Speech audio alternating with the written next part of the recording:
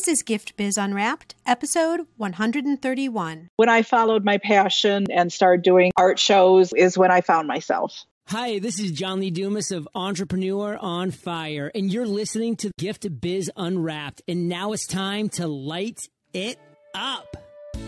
Hi there, it's Sue, and thank you for joining me on the Gift Biz Unwrapped podcast. If you're a gifter, baker, crafter, or maker, and you own a brick and mortar shop, sell online, or are just getting started, here is where you'll find insights and advice to develop and grow your business. And if you want even more gift biz motivation, I'd like to invite you to join our private Facebook group called Gift Biz Breeze. Pursuing your dream should be fun, exciting, and rewarding, not stressful and scary. When you join the Breeze, it's like sitting in the park with friends who bring you all the support and the answers that you need. You'll have access to a group of amazing creators along with tools and resources that can catapult your business growth. To join the group, just go over to giftbizbreeze.com. I look forward to seeing you over there, but for now, let's get on to the show. Today, I have the pleasure of introducing you to Terri King of My Secret Garden. My Secret Garden is a retail store specializing in home decor, unique gifts, boutique apparel, garden accents, and more. What started in 1990 in a booth at art shows has now grown into a beautiful 12,000-foot facility in Bay City, Michigan. Today, retail is changing faster than ever before, but Terri loves what she does, even on those challenging days. She says continual learning and change keeps her young. One of her keys to success is the experience customers receive when they walk in the door. Exciting displays and special events make My Secret Garden a place people want to come back to again and again. Oh my gosh, Terri, welcome to the show. Thank you for having me. I'm really excited because you gave me a little peek into what was happening in your shop this morning, and I can't wait for us to get into that part of the interview where you get to tell everybody what was going on. But first, it's a tradition here for you to share a little bit more about yourself through a motivational candle. So if you were to create a special candle that just spoke Terri King, what color would your candle be, and what would be a quote or a mantra or a saying that resonates with you that would be on your candle? I think my candle would be blue because it's very calming. And sometimes you would need that. You would need to be calm. And I think what would be on it would be persevere. I think that's the one thing you need in retail, especially these days, is perseverance. I think so. When people start thinking about a business, especially when there's a product, the first thing people still think of, I think, is, oh, should I have a shop, store on Main Street or something like that? Yes, they think, oh, it would be so much fun. And I call that the honeymoon phase, where they are excited, they find the building, they start the building, and they get to go buy things. And then comes the daily grind, where you have to run this business day after day. And then the problems with help and problems with product and problems with things. So yes, and that's where the perseverance and the passion is a must if you want to succeed. Yeah, I mean, there's good and bad with, I think, all different locations in business, but you have to know the full picture before you jump in. Yes. So you know that you're going to like what you're getting into. So tell us about your vision when you were first starting. What were you looking at doing, and how did My Secret Garden blossom? I think I'm where I should be, doing what I should be doing. I love what I do. And I think what I love most about it is if I had to work in the corporate world and go into an office every day, I would hate it and I would just be miserable. And I think I thrive in retail because in any one day, I'm wearing 5 different hats. It's always the change of always doing something different. I don't mind doing book work, but would I want to do it all the time? No. Even what I do love, the displays and the marketing, I still need to change up to do something else. So it's wonderful that you can wear a lot of different hats and do a lot of different things. So you could never be bored. And if you do find something that you hate doing and you're not very good at some point in your business when you can afford it, that's what you hire done. And then you do what you're best at. Makes total sense. So did you work anywhere before you started My Secret Garden, or did you just jump right into brick and mortar right from the beginning?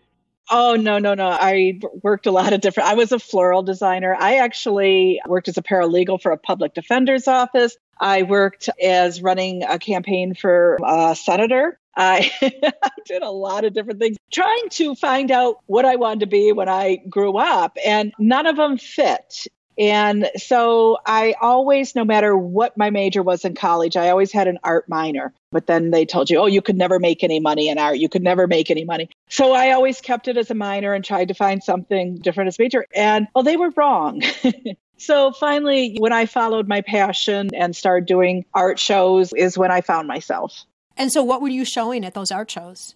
I was a decorative painter. I taught all over the country and painted on a lot of antique furniture, a lot of trompe l'oeil at the time. You got to think this was 1990. So then I had a good friend who owned, we are blessed to have in Bay City and downtown, the Michigan's biggest Antique Mart. And so my friend owned it. And so I was looking for some place to have my stuff besides when I wasn't doing shows. And so I got a booth in her antique place and happened to be put into the area that you could also, she had a certain section where you could also carry retail if you wanted. And I picked up a card line and I picked up Boyd Spares at that time. And before you know it, I had the whole center section. And it was a really good way for me to go at that time because I learned a lot of lessons, but I learned them very cheaply. Also, my children were young, so it was like having a store, but you didn't have a store, so you didn't have to be there. And so it was a really good way to grow and to learn. You never thought, okay, I'm going to start a retail shop. It just happened point by point, like you made little decisions along the way. Yeah, it was baby steps, baby steps, baby steps. And then, when my youngest was 3, going on 4, I thought, well, he's now in preschool. So then that's when I made the jump, and a place right across from the Antique Center, a building came up for rent. And so we made the jump and opened that up. So that's when we opened our own storefront. And then we, down 10 years later, bought our own building and then expanded that building several times and to be what we are today. It all happened in baby steps and increments. Decisions along the way. What was the appeal to retail back then? I think the creativity to be able to, like I say, be a lot of different things, to think outside the box. I was always not a conformist, not one to follow the rules. I always liked to do my own thing and go my own way, and that let me do that.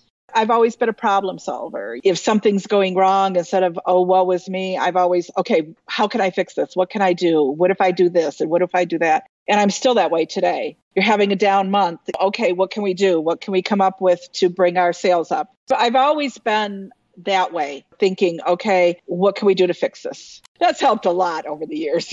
I bet it has. I think when we all think of brick and mortar, we all kind of feel like we know what it's about because we've all walked in a store, we've all bought things from stores, but it's way different when you're actually doing it. Can you remember, it's not that long ago really, but can you remember something that you weren't anticipating that happened when you moved across the street? Not so much when you were in the mart, but when you went across the street. Is there anything that you were like, man, I didn't realize I was getting into this part of it? That it took more money than, even though I had a good inventory already built up, and even though I had a really good customer base from the shows and my booth space already built up, it still took more money than I thought it would to do that transition. Yeah, because you've got permit. Well, not only that, but, I could fill the space. And then you're going, well, no, it didn't fill it as full as it should be. And we're going to have to buy more product. And so that was everything else, I guess, because I did it in such small increments and learned that I can't think of anything that came as a big surprise because of the way I did it. Okay. And are you still able to do your own art now, or is it all store? I haven't picked up a paintbrush in a lot of years. Aw. I don't miss that part of it. I'm okay with that. I still have so many outlets for my creativity, whether it be all the displays. Displays are always my passion. And the marketing. You can be so creative in your marketing these days. As long as I have some outlet for it, I'm good. And I do. I just channel it in another direction.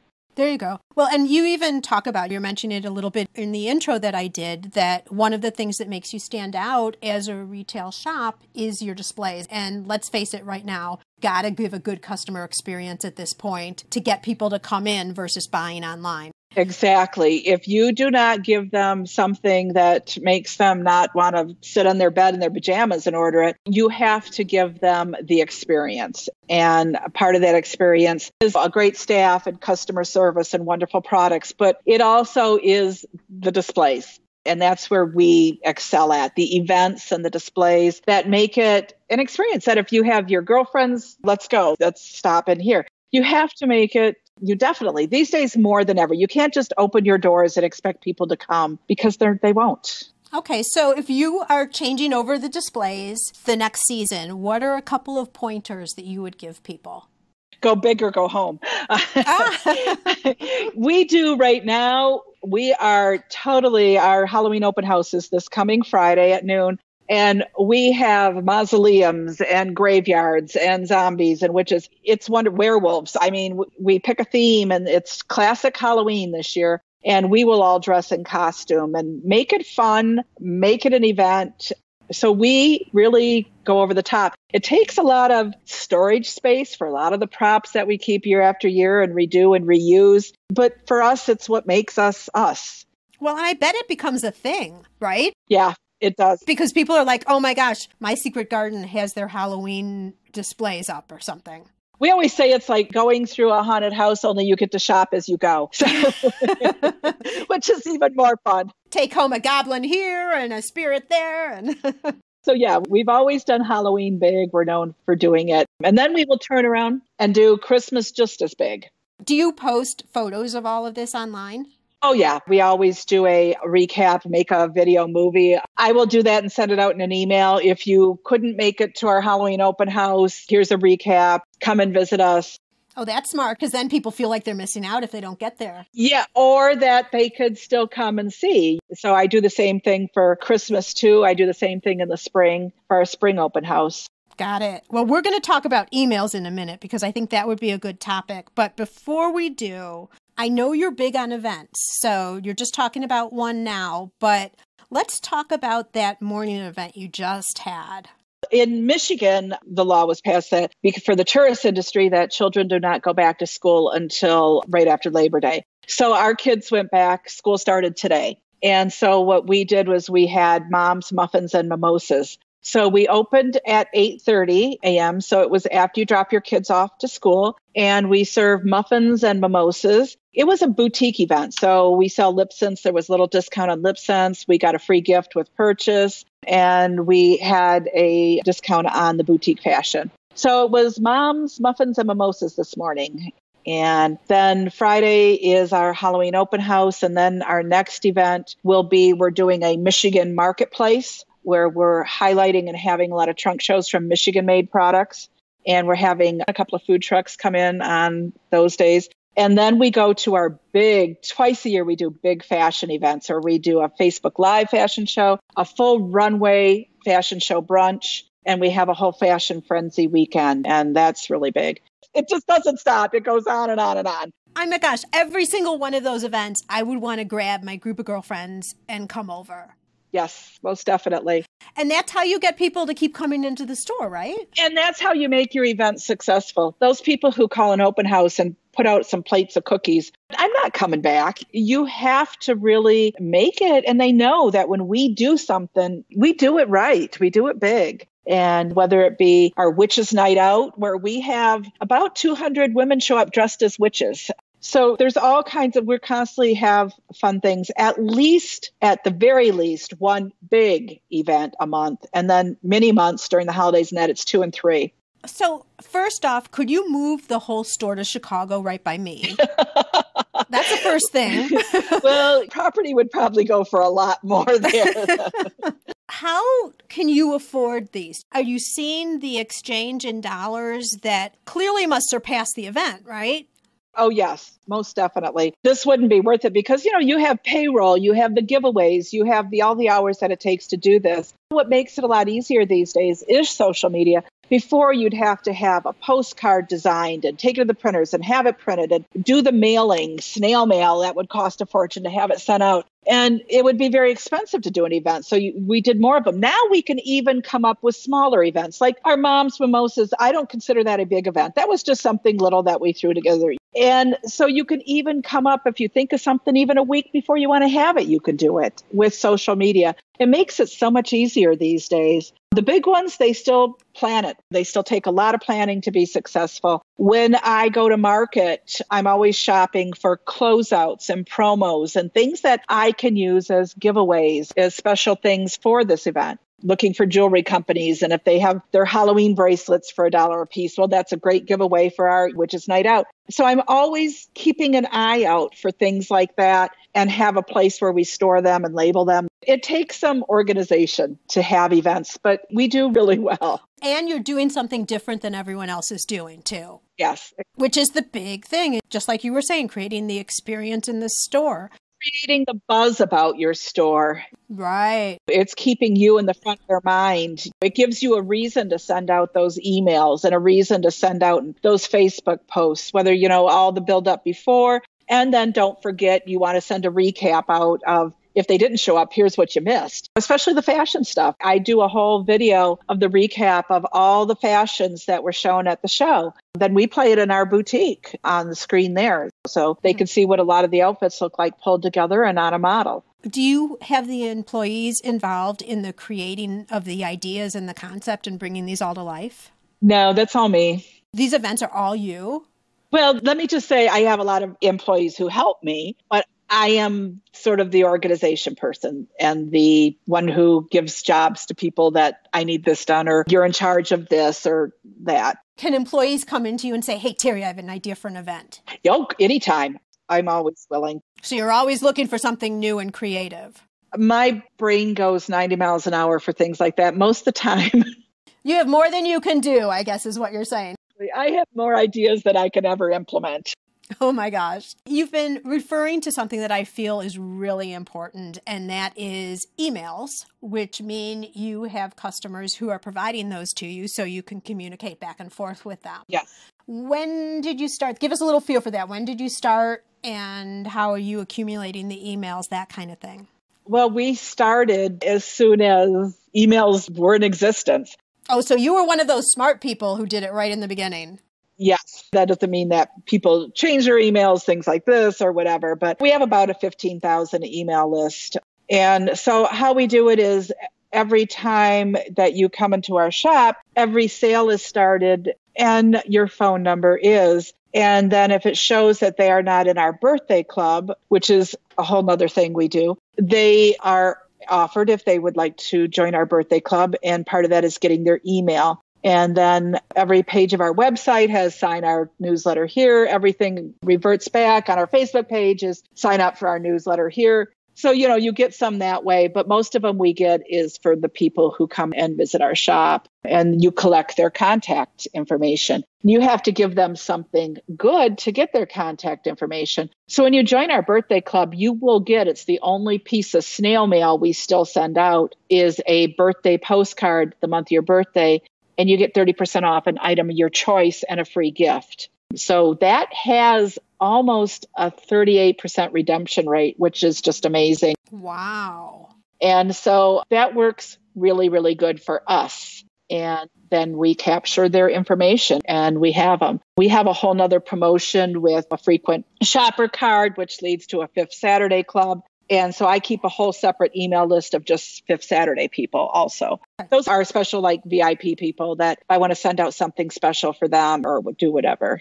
Mm-hmm. So you're segmenting your list based on how they were attracted to you or the interests that they have, et cetera. Yeah, the only interest I have is and they might be in both lists, but if they're Fifth Saturday members, they will receive more offers and different offers. Now, we are starting a text club, and that's going to be brand new for us, and we'll see how that goes. But now's the time to start it when you get busy for our fourth quarter. And what is the club? A text club, texting club where you text out specials. Oh, got you. Okay. Yeah, which now they have the bots and everything, so that could be really big for you. Well, everybody's got their phone and everybody looks when they get a text. Again, it's permission based and we will only do 2 times a month, maybe. That's one thing. I don't believe in swamping somebody or making them hate you that they get so much from you. And you have to give them value. So we will be giving special offers just for people who join our text club. And we're just starting that. That's a learning experience for me now. But you're with the times, so it's the right thing to be doing for sure. Exactly. Do you have an email provider that you're using that you're really liking that you would recommend here? I have always used Constant Contact. I do have some friends who have done Snap Retail, and I've gone to one of their seminars and looked at them. But I'm really happy with Constant Contact. I know at my rate, with as many things as you have, I do have a little bit of power and can negotiate better pricing. When I told them, oh, so-and-so is going to give me this price. So they do have some wiggle room there with their pricing. Be aware of that. I've always been really happy. It's easy to do. Yeah, just since we were on the topic, I wanted to just get a shout out. And I know, Constant Contact, I believe they even have, at least they used to have a free version for up to a certain number of emails. And then you start paying. Yeah. But even when you're paying, it's super reasonable. As you're building your list. Yeah, when you get up to where I'm at, it can be a little pricey. Take us to a time when it was one of those challenging days. I'm sure there were many of them, so I'll only make you draw on one, but I want the biggest, scariest one. Oh, there's been so many over the years, but I was going to say, you mean like last week. And I'm sorry if people offend it, but I call them the weeks from hell, where you're thinking, why am I doing this? Why am I in this business? We had major shoplifting a week ago, Saturday. Oh my gosh. And I had a big employee issue the following day. It was like, oh my God. There was just a whole lot sometimes that goes down at one time. There's been times when the store next door almost caught our store on fire by shoving their dumpster against our building and it being a huge fire. It's always a surprise in retail. Here's what I have to say about when it all comes together at once. You might as well deal with those bad times all at once so that then you have lots of good times without any craziness. Exactly. Just when you think you've seen it all, you'll see something else. Well, yeah, because life would be boring then if it was just too easy, right? Exactly. You just be back and do what you can and handle what you can. All right. I want to go back to this shoplifting because I remember when I was in retail, we had issues as well. And there would be bands of people who would go around from mall to mall. So the shop owners would all learn something might be happening because the word was out. But they're pretty clever. And I've heard different things. In fact, I'm just kind of setting this up for you, but I heard a major retailer, even in our area, you walk right in the door and there's a big table with tons of jeans piled up. And there would be people who would come in and just like grab a whole pile and run out. And their philosophy is for their employees, let them go because of the safety issue. But that's here in the Chicago suburbs. Right. And that's in a mall setting. It might be a little bit different when they're in a store. But I tell my employees what they have to do right away is if they're positive and they've seen it, first call 911.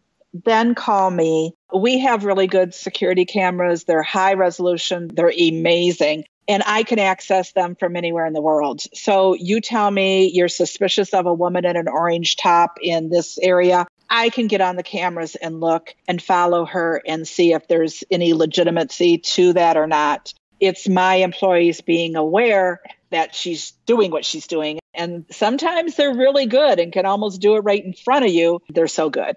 What do you use as a percentage for shrinkage? I don't. We could probably, it always goes up fourth quarter. I mean, I always say, oh, let's go shoplift grandma's Christmas gift, but it always seems to be worst fourth quarter. With the way my building is set up with a lot of nooks and crannies and displays and that, mine could be a lot worse than what it is.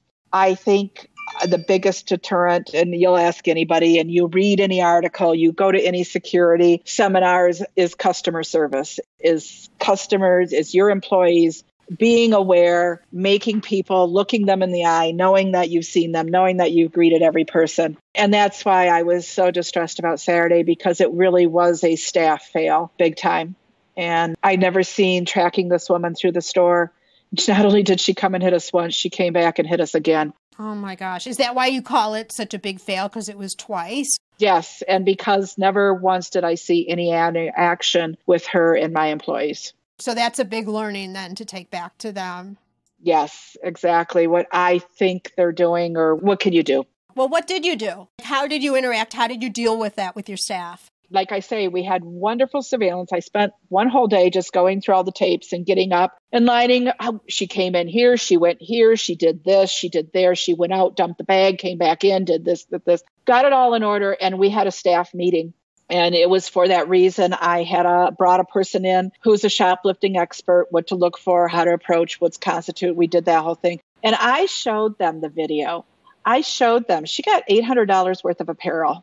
And she did it very easily with no one paying any attention to her and ripped off the tags, threw the tags. And I think my staff seeing what she did, I think opened a lot of their eyes. And it was a woman you wouldn't have really, and that's the trouble, you wouldn't have looked twice at. You wouldn't have thought, oh, no way. I love the fact that you shared with them the video so they could really see it. That's a better demonstration than you verbally explaining what happened. Exactly. I could have talked and told them this and this, but when they seen, I think they're like me, all their mouths were open going, oh my gosh. So it's different to me talk about it than when they can see what she did.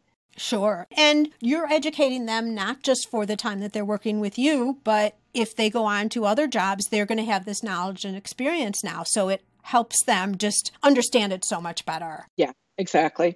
So when a customer comes in, and I'm just going to use myself as an example for a second. If I go into a woman's boutique, I want to look at the clothes, think about what's in my wardrobe. Maybe I want to look at a top and think about it, like dream about what pants would go with it, that kind of thing.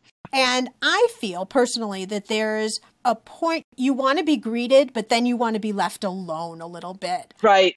But you also don't want someone staring over like they think you're going to shoplift either. Yeah, it's a fine line. You are greeted not with, hi, how are you? But you do something that breaks the ice. And if we're having a special, they come in and say, wow, our Halloween open house starts this Friday, was the greeting they're using now. So you can see we're almost ready for it. So enjoy everything you see. And we'll check back later and see how you're doing. Now, if they want something now or they've come in with a reason, they'll ask right then, oh, I'm here to this and could you show? If not, then they'll go off and then you touch base with them again and you'll just say, how's it going? Is it okay? And so you judge, and a good employee will judge by the feedback they get from the person, whether that person wants to engage. And you will get some customers who want lots of attention. And then you'll get customers who, like I am when I shop, it's like, okay, leave me alone, let me shop. Right. I want you there if I have a question, but I want you to leave me alone too. Exactly. So we try and train our staff to gauge by the customer's body language, what the customer says. But we do that also. We always have the place with the greeting and then the step back and then check on them again. And a lot of times when you check on them again, they feel more comfortable. And if they really do have a question or are looking for something, then they're willing to open up more than if you hit them as soon as they walk in the door. Right. Well, and when you walk in the door, like if I've never been in your shop before, I might need to look around before I even have a question. Yeah, you have that decompression zone, they call it. And so we don't even greet them till they're through that. Interesting. Sounds like you've got a method down. Oh, yeah. And a lot of it, too, is intuition, just the vibe you're getting, not even what they say. Yeah. And, we have 3 different, because it's a big store, we have 3 different cash wraps. And the one by the back door, we have the back parking lot, which is where most of our customers use. And I always tell who's ever working there, and we're very picky about who works the back cash wrap, because they have the most important job in the store, because they are 90% of our customers' first contact. So it's really important that you have the right person at that position. Makes sense. We all know, it's no surprise, that retail has definitely changed with the internet and all that. Any advice for someone who's starting a store, so isn't even in retail yet, but has made the decision already that that's the way they want to go? Any suggestions or advice? Well, if they're listening to you, they're doing the right thing, because hit every seminar you can, read every book that you can find, read everything, education, and don't stop even after you've opened.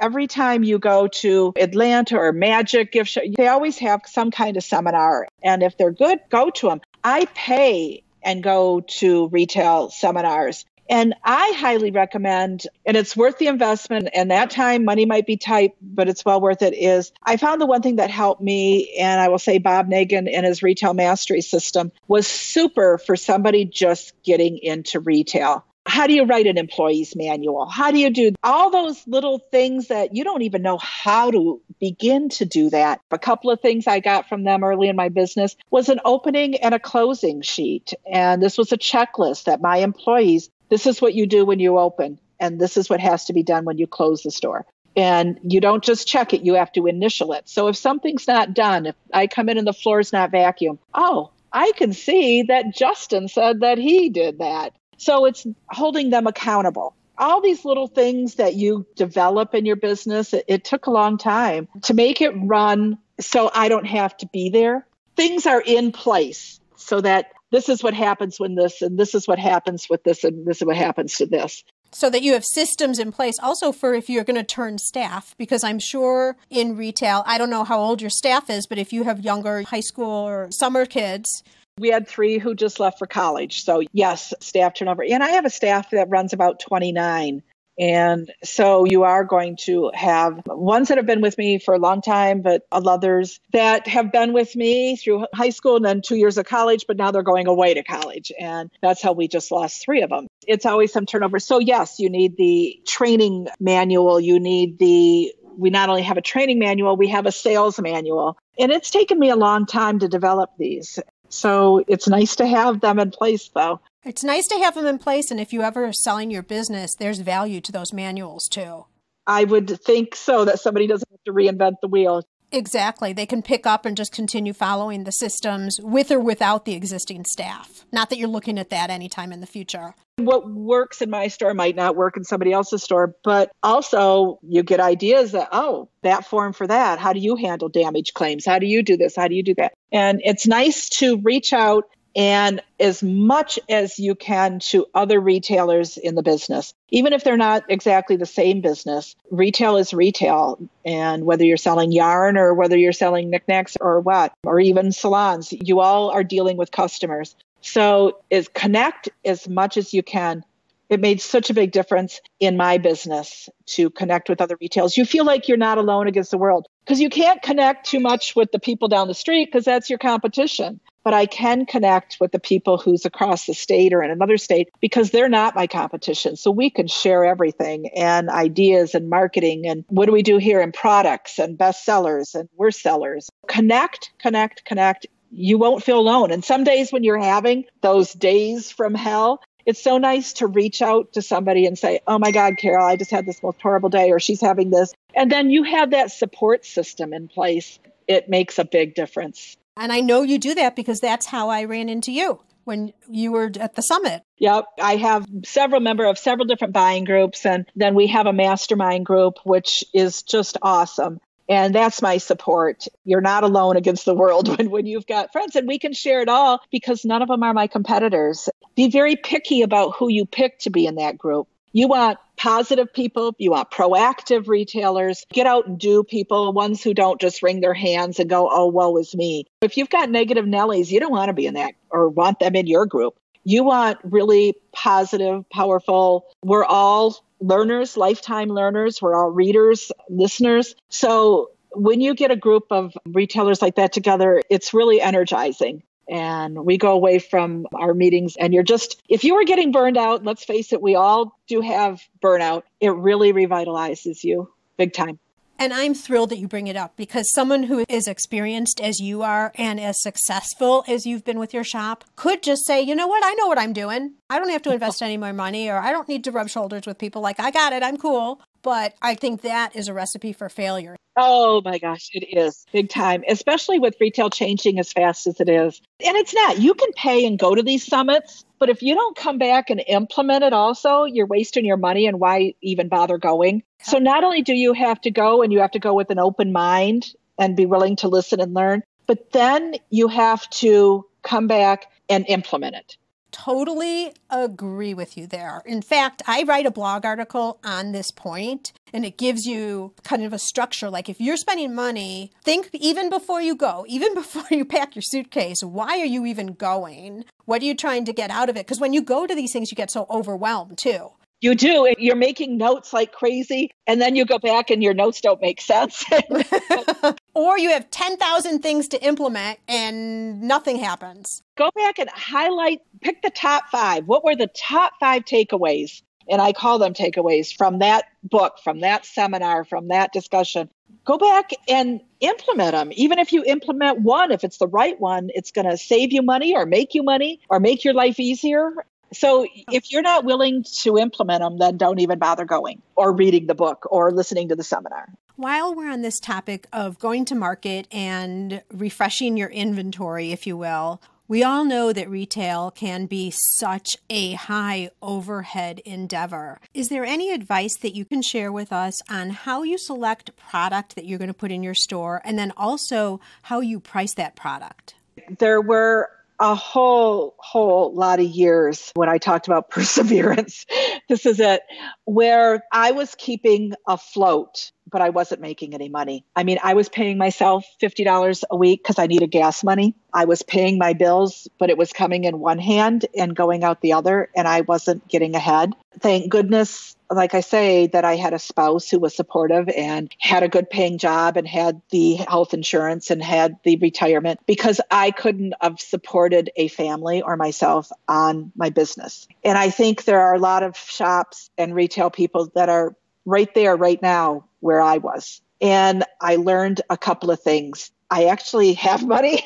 I mean, at the end of the year, there's something for me. I draw a good wage, and I did 2 things. I shopped smarter. I raised my margins. I had to. I came to the realization that they were not shopping me for price. They're shopping Walmart for price. They're shopping me because we give them the customer service. We give them the experience. We give them the free gift wrapping. We serve gourmet food, samples every day, all the things that we do, the whole experience. That's why they're shopping for me. So we do a 2.5 markup. And I shop very hard. I buy jewelry that I can get a 5 times markup on. These are the things that are going to make you successful. These are the things that are going to finally put some money in your bank account. When I'm on the buying trip, and if I'm seeing something and I really like it, but there's no way that I could get my margins, then I had to really, really like it. Or if it's Yeti that we carry or Alex and Ani that we carry, I make so much money and it draws in so many people who buy other things that I bring them in, even though I don't get my normal margins, because it is a name line that is protected, number one, and it's a draw. So things that finally made me successful, maybe mine, was smarter shopping, having higher margins. And so we say, well, the store down the street might sell it for $1 cheaper, but don't pay any attention. You do what you do, and you get and you sell it for what you need to sell it for you to survive and for you to make money and for you to make a living. And do your job well, have wonderful experience, wonderful customer service, wonderful packages. I can tell you a whole nother little story about that. Is I did have a shop down the street who always shopped me, and then she'd go back and make sure that she was marked $1 cheaper on everything that we both carried together. And it never bothered me because I know I do a lot more volume than she does. And why? It's because of our atmosphere, our customer service, the whole vibe of the store. And there were 2 gentlemen in the one day, and they happened to be staying. We're across from the big Doubletree Convention Center, and they were staying there. And we had a really good time with them Saturday, and they were in on Sunday. And the one guy said, I thought about whether I should tell you this or not, but I think I will. He said, we went to your competitor down the street, and she said, boy, she really badmouthed you and just said how her prices were better than yours and things like that. And he said, but this is where we came back to, because we had so much fun and you gave us such a good time. And they didn't want to go in and hear her complain about another business. She hurt herself. My point being is, don't worry about what your competition is selling it for, or that they're selling it for 50 cents, Lisa. Do your thing and do it well. And then if you possibly can, get those protected exclusive lines that are popular and are bringing money, be it Yeti, Alex and Ani, whatever lines are out there that are popular. If you can recognize them and get them right away before somebody else snarks them up in your town. And those lines, like we private label wherever we can, which, if you're buying our dips from us, you don't know what dip company they come because they're all private labeled for us. Yeah, that's a strong point. So if they love this white cheddar jalapeno dip and they looking at the thing, the only place that it's going to show them that they can get it is at My Secret Garden. There you go. Yeah, exactly. So smart buying where you can get your margins, you're going to make it. You're going to make good money. Right. But boy, let me tell you, I struggled for a lot of years before I learned those lessons. And then, the thing, oh my God, if I raise my prices, if I do that margin, if I do that, am I still going to sell it? Yes, if you have everything else in place, the customer service, the pay, everything else, the experience in place, yes, they're not at your store for price. And you have just saved our listeners a ton of years of no income, working really hard and no income. So, and I have to say just a couple of things here on pricing. If you reduce your price, all she would do is then go and reduce her price down. So when you start fighting on price, it's just a never-ending cycle to nowhere. So don't fight on price, fight on experience and customers. The other thing, just in terms of her commentary about you, I heard this just recently and I don't know where it came from, but it makes a lot of sense. Actually, I'm not exactly sure, so I'm not going to say it. But what I heard was that when that person was saying something negative about you, consciously, just the way we are and the way we process information is in that person who received the information, that comment is not associated with you. It ends up being associated with them. And that's what happened with these two gentlemen. The whole thing is I did not badmouth her back. I didn't say anything. I just said, well, I'm glad you chose to come back and shop with us. They're not there to hear any gripes. And that's one thing also to make sure your employees keep anything like that off your floor.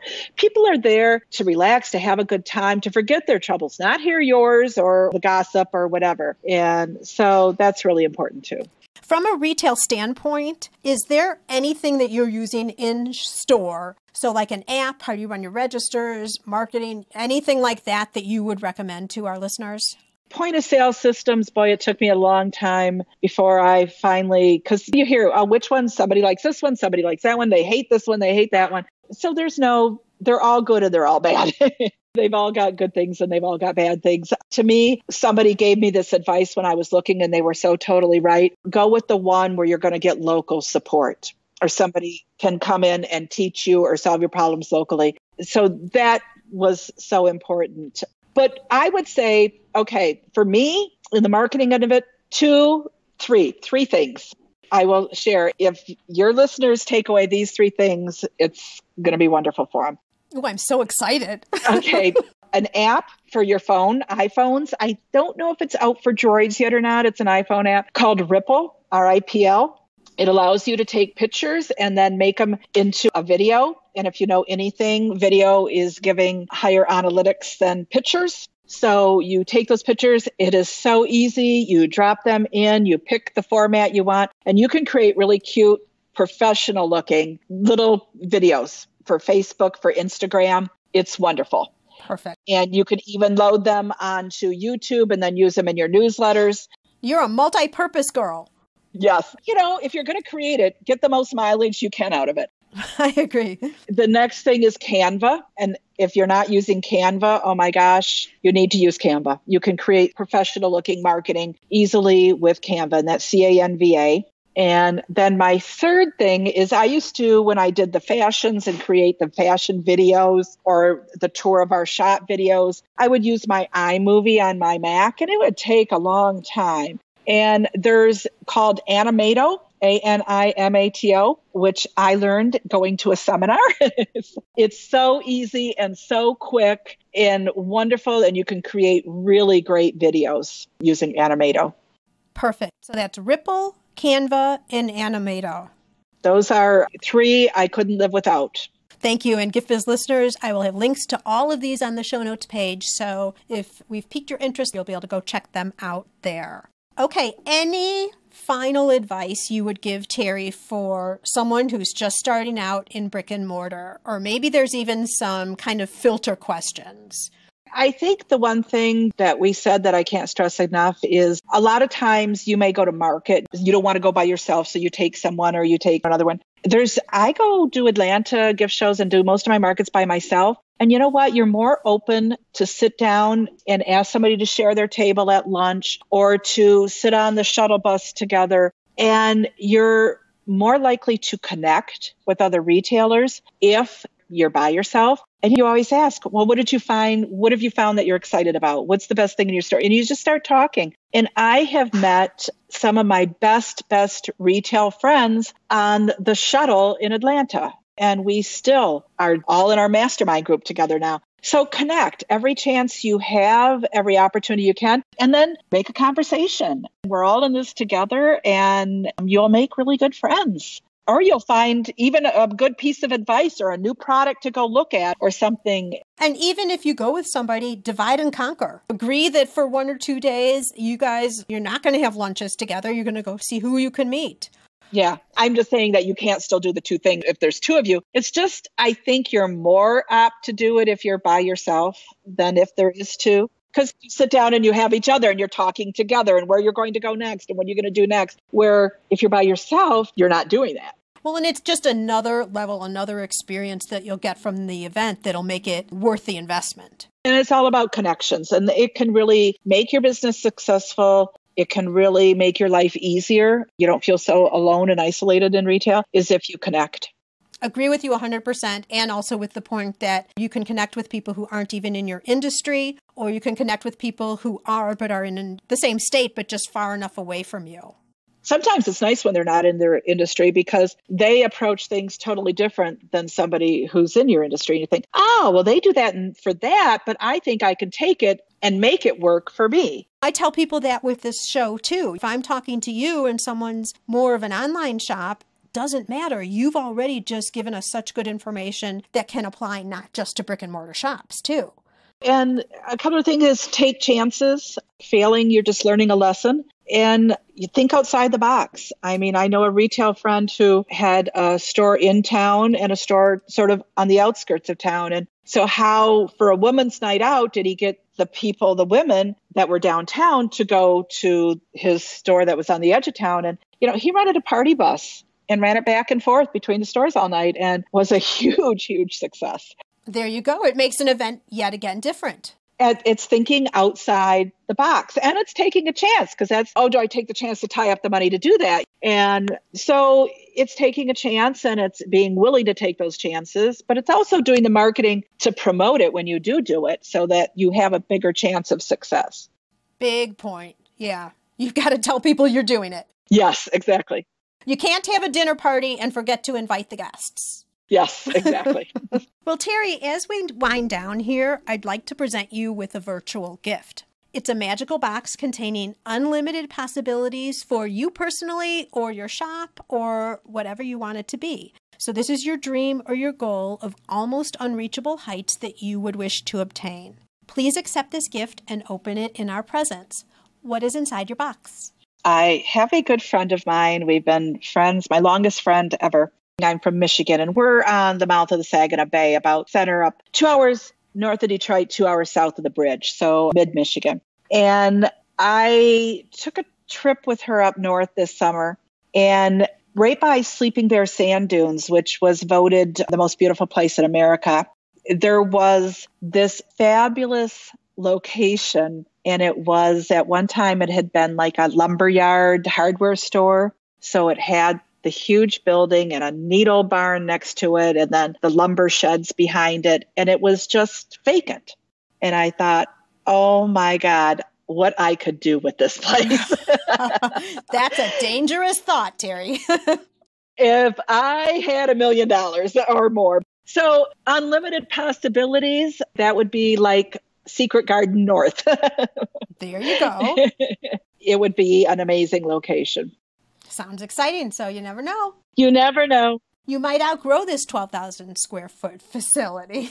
But then, I always, because people always all the time, why don't you open another location? We do so many events that take my everything at this store that to do that in another location might water down this one. I don't know. But that would be one location that I would definitely take the chance for. Well, there you go. Well, you got to keep your eye out on that location because now you've kind of put this idea out in the universe for all of us to hear. So you never know. I've been visualizing.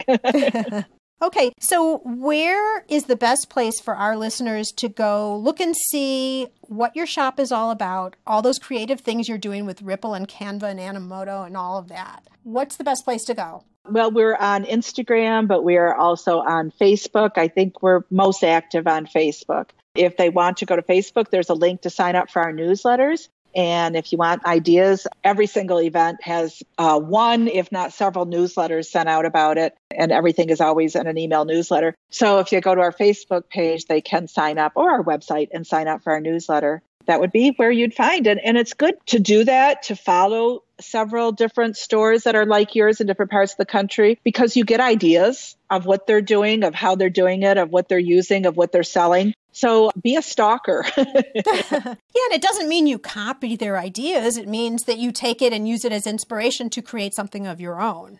Exactly. Super. Well, thank you so much. And Gift Biz listeners, you know there's a show notes page. So all the links, all the information, some of the bullet points of what we've talked about here will all be sitting over there. So no need to worry that you've missed it. However, if you are thinking about a brick and mortar, I encourage you to listen to this again because Terri is an expert. She's been doing this for years. She's doing it the way you should, clearly. You can all hear that. So go back and rewind and listen to this again and take additional notes if you need to, because I think this has been a wealth of information. Terri, going back to the motivational candle about perseverance, I think that you definitely have it. That's for sure. Yes. Thank you so much for sharing all of this. You've really given us a nice behind the scenes look about what retail today is all about. So thank you again. And my wish for you is that your motivational candle always burns bright. Thank you very much. I wish everybody just starting their business, go for it and good luck and keep learning. Today's show is sponsored by the Ribbon Print Company. Looking for a new income source for your gift business? Customization is more popular now than ever. Brand your products with your logo or print a Happy Birthday Jessica ribbon to add to a gift right at checkout. It's all done right in your shop or craft studio in seconds. Check out theribbonprintcompany.com for more information. Do you know that you should be out networking, but you just can't get yourself to do it because it's scary? Are you afraid that you might walk into the room and not know anybody? Or that you're going to freeze when you get up to do that infamous elevator speech where you talk about yourself and your business? Well, I'm here to tell you that it doesn't need to be scary if you know what to do. To help you with this, I would like to offer you a coffee chat. For the price of buying me a cup of coffee, we can sit down through an online video and I'll tell you everything that I know about networking and how I have personally built 2 multi-six-figure businesses primarily through networking. You'll walk away with a solid understanding about how networking can truly grow your business. And you're going to have newfound confidence because I'm going to give you 10 fill-in-the-blank templates that you can use for your introduction message. To learn more about this opportunity, just go over to bit.ly/network ninja. That's bit.ly/network ninja.